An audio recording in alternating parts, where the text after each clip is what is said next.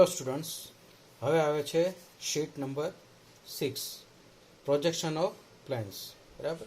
Problem number 1. A square plane of side 40 mm has its surface parallel to and 20 mm above the HP. Draw its projection when a side is parallel to VP. One side is inclined at 30 degree to VP. All sides are equally inclined to VP. બરાબર. તો problem number 1 છે. તો જોઈએ આપણે હવે આમાં શું કહેવા માંગે છે. તો કે અ સ્ક્વેર પ્લેન, બરાબર, એટલે એ ચોરસ છે. બરાબર. શું છે? ચોરસ સ્ક્વેર પ્લેન છે. બરાબર. એની બાજુનું માપ કેટલું છે? તો કે 40 mm, 40 mm છે. બરાબર. હવે આમાં કન્ડિશન આપી છે, has its surface parallel to and 20 mm above HP. હવે એની સરફેસ જે છે, બરાબર, એટલે કે એની સપાટી એ HP જે છે એને પેરેલલ છે અને 20 mm HP થી ઉપર છે. હવે આપણે એના પ્રોજેક્શન ડ્રો કરવાના છે. બરાબર. તો આમાં ત્રણ કન્ડિશન છે. પહેલી કન્ડિશન છે a side is parallel to VP. બાજુ જે છે એ VP ને પેરેલલ છે. બરાબર. બીજી કન્ડિશન છે one side is inclined at 30 degree to VP. બીજી કન્ડિશનમાં એની જે એક બાજુ જે છે, બરાબર, એ VP સાથે 30 ડિગ્રીનો ખૂણો બનાવે છે. ત્રીજી કન્ડિશન છે all sides are equally inclined to VP. બરાબર. હવે ઓલ સાઇડ્સ, હવે સ્ક્વેર જે છે, બરાબર, એની બધી બાજુ જે છે એ ઇક્વલી ઇન્ક્લાઇન્ડ ટુ VP. બરાબર. એની બધી બાજુ જે છે એ VP સાથે એક સરખો ખૂણો બનાવે છે. બરાબર. તો ચાલો આપણે ડ્રો કરીએ. ચાલો હવે શું કરશું આપણે? તો સૌથી પહેલા આપણે હોરિઝોન્ટલ લાઈન ડ્રો કરશું. બરાબર. આ રીતે XY લાઈન. બરાબર. આ X અને આ Y. બરાબર. XY લાઈન ડ્રો કરવાની છે સૌથી પહેલા. બરાબર. તો ચાલો પહેલી કન્ડિશન છે, ચાલો જોઈએ. A side is parallel to VP. બરાબર. હવે એની એક બાજુ જે છે એ VP ને પેરેલલ છે. બરાબર. તો કઈ રીતે આવશે? તો કે હવે પહેલા આપણે જોયું છે કે જે સરફેસ જે છે parallel to the HP, a side is parallel to the VP. બરાબર. તો સૌથી પહેલા XY લાઈન ડ્રો કરવાની છે. બરાબર. અને XY લાઈન નીચે આપણે એક સ્ક્વેર ડ્રો કરવાનો છે. ચાલો હવે સ્કેલ લેવાની છે અને ત્યાં 40 mm બાજુને એક સ્ક્વેર ડ્રો કરવાનો છે. બરાબર. આ રીતે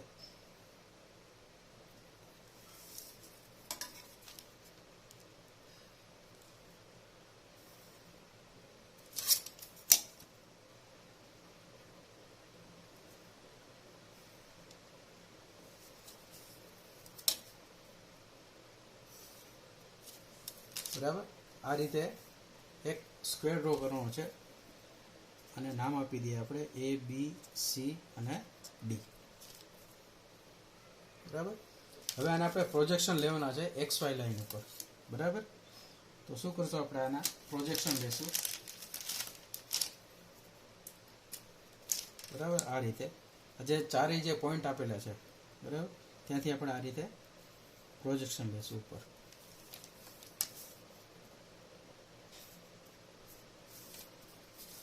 ઓકે.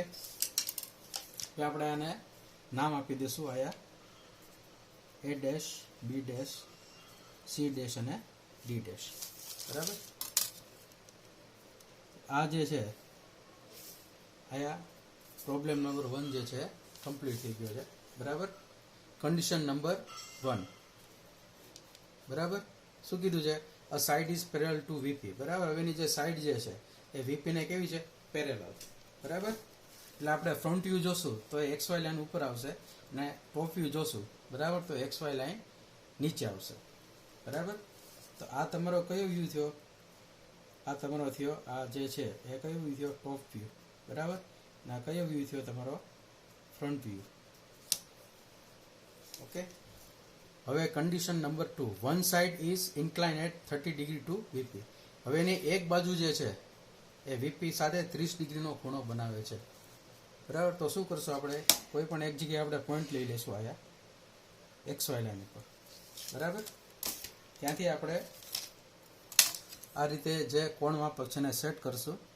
આ રીતે એનો જે મિડ પોઈન્ટ છે અને આપણે જે પોઈન્ટ જે દોર્યો છે, બરાબર. એ બંનેને એકબીજા સાથે આ રીતે મેચ કરી દેવાના છે, બરાબર. હવે શું કરવાનું છે, તો આ 0 જે છે, બરાબર, આ રાઈટ હેન્ડ સાઈડથી આપણે 30 ડિગ્રીનો એંગલ લેવાનો છે, બરાબર. તો 0, 10, 20 અને 30 આ એક પોઈન્ટ માર્ક કરી દો. તો આ 30 ડિગ્રીનો એંગલ આપણે લઈ લીધો, બરાબર. હવે આપણે 30 ડિગ્રીના એંગલ એક લાઈન ડ્રો કરશું આ રીતે,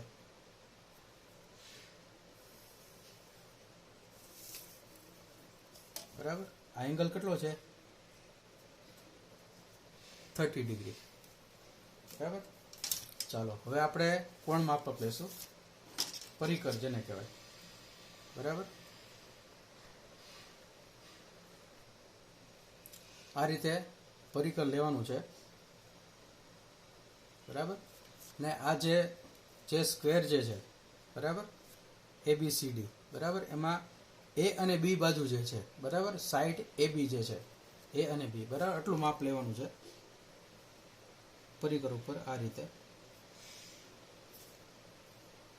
બરાબર. આ રીતે AB જેટલું માપ લઈ અને આ બાજુ એક જગ્યાએ આપણે જે પોઈન્ટ માર્ક કરેલો છે, બરાબર, તો પોઈન્ટ માર્ક કરી દઈએ આપણે આ રીતે કોઈ પણ એક જગ્યાએ, બરાબર. એ જગ્યાએ આપણે પોઈન્ટ આપશું પોઈન્ટ A, બરાબર. હવે પોઈન્ટ A થી આપણે આ જે માપ લીધું છે AB જેટલું, બરાબર, AB જેટલું માપ લઈને 30 ડિગ્રી એંગલે જે આપણે લાઈન ડ્રો કરી છે ત્યાં આપણે ચાપ મારવાની છે, એને સેન્ટર રાખવાનું છે, આ રીતે આપણે ચાપ મારવાની છે, બરાબર. આપણને કયો પોઈન્ટ મળ્યો, પોઈન્ટ આપણને મળ્યો પોઈન્ટ B,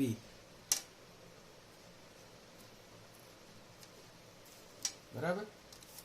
ચાલો હવે શું કરવાનું છે, તો કે આ જે A અને B જે છે, બરાબર, ત્યાંથી 90 ડિગ્રી એંગલે, બરાબર, લાઈન ડ્રો કરવાની છે.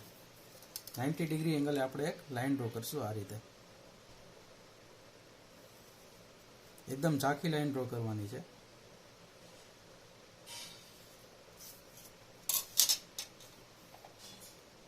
બરાબર. ફરીથી આપણે આટલું જ માપ રાખવાનું છે, કેટલું, AB જેટલું, એટલે કેટલું માપ થશે, આ 40 નું, બરાબર. આ કેટલું માપ છે, 40, આ પણ કેટલું છે, 40, બરાબર. પછી એને સેન્ટર રાખવાનું છે ને આ રીતે ચાપ મારવાની છે, બરાબર. પછી B ને સેન્ટર રાખવાનું છે ને આ રીતે ચાપ મારવાની છે, તો આપણને 2 પોઈન્ટ મળી ગયા છે, બરાબર. A, B અને આ C અને આ D, બરાબર. આ બધાને આપણે જોડી દઈએ, 4 પોઈન્ટને, બરાબર, આ રીતે, બરાબર.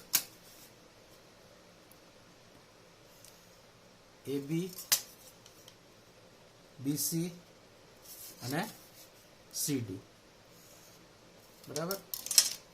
તો આ તમારો થઈ ગયો પ્રોબ્લેમ નંબર 2, બરાબર. શું હતો પ્રોબ્લેમ નંબર 2, તો કે one side is inclined 30 degree to VP, બરાબર.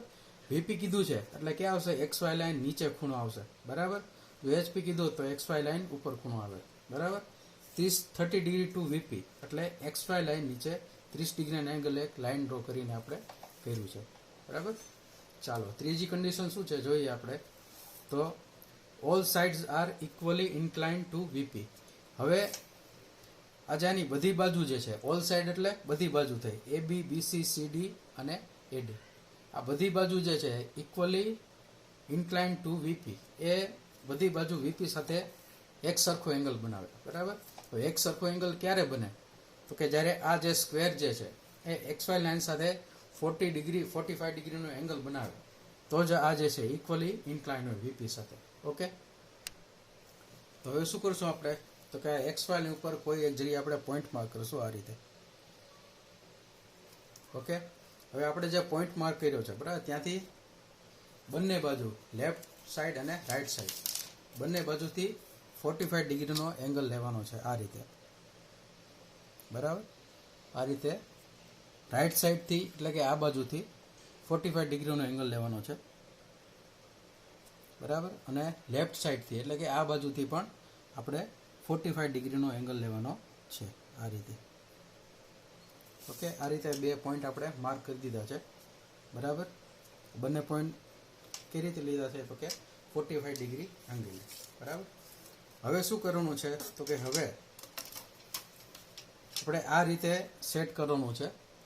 બરાબર, જે તમારું જે સ્કેલ જે છે એને આ રીતે સેટ કરવાનું છે. આપણે જે એંગલ લીધો એ એંગલ આ રીતે સેટ કરી અને અહીંથી 40 નું માપ લેવાનું છે. કેટલું? 40 નું. આ રીતે 40 નું માપ લઈ, બરાબર, આ રીતે લાઈન ડ્રો કરવાની છે.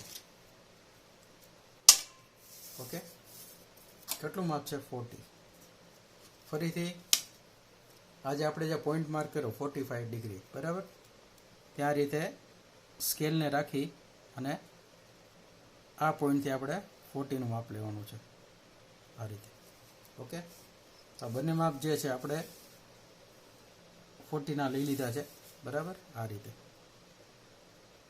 ઓકે, આ પણ કેટલું છે? 40. ચાલો, હવે આપણે આ જે લાઈન લીધી છે, બરાબર, હવે આપણે એને નામ આપી દઈએ એ બી. બરાબર, સી આવશે અને અહીં આપી દઈએ આપણે ડી. બરાબર, હવે એ બી લાઈન જે છે એને પેરેલલ આ રીતે પેરેલલ બીજી એક લાઈન ડ્રો કરવાની છે. બરાબર, પોઈન્ટ ડી માંથી કેટલા એમએમની તો કે 40 એમએમની. આ રીતે આ કયો પોઈન્ટ આવશે? Point C. બરાબર, સી અને બી બેને જોઈન્ટ કરી દેવાના છે આ રીતે. બરાબર, તો જો આ થઈ ગયું આપણું પ્રોબ્લેમ નંબર 3. બરાબર, શું કીધું છે? All sides are equally inclined to VP. જો આ બધી બાજુ જે છે, બરાબર, આ બાજુ અને આ બાજુ, બરાબર, તો આ બધી બાજુ જે છે એ વીપી સાથે એક સરખો ખૂણો બનાવે છે. કેટલો ખૂણો બનાવે છે તો કે 45 ડિગ્રી અને આ બાજુ પણ 45 ડિગ્રી. બરાબર, તો બધી બાજુથી 45 ડિગ્રીનો ખૂણો બનાવે છે. બરાબર,